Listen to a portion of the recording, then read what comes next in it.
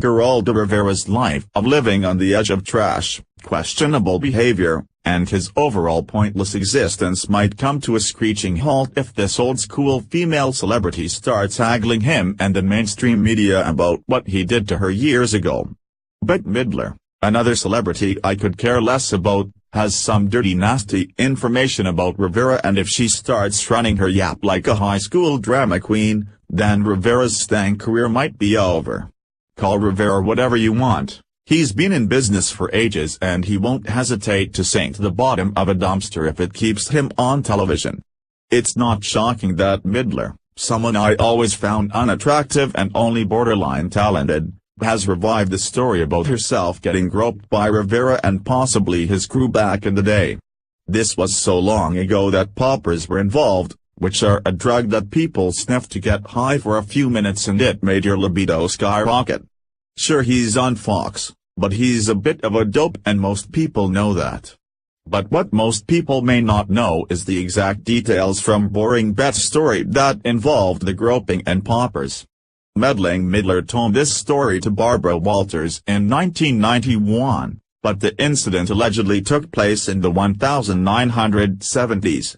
Conservative Tribune reports, during a 1991 interview with Barbara Walters, the singer described a harrowing experience back during the 1970s when Rivera and his crew came to interview her. During the Walters interview, Midler initially demurred when asked to describe the incident, saying she would get in trouble.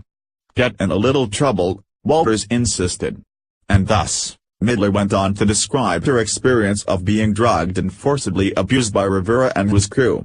Geraldo and his producer came to do an interview with me in the 70s, the early 70s.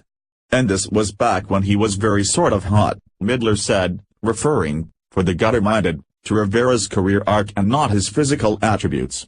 And he and his producer left the crew in the other room. They pushed me into my bathroom, they broke 2 poppers and pushed them under my nose, and proceeded to grope me, Midler said. Oh Barbara. Get in a little bit of trouble, you don't say. If Bette's story checks out and comes back into the limelight, then it's only a matter of time before Geraldo Rivera has to face the music and sing us a tale of his apologies. Many people think this could crush him and cut the cord on his career, but don't forget who Rivera is.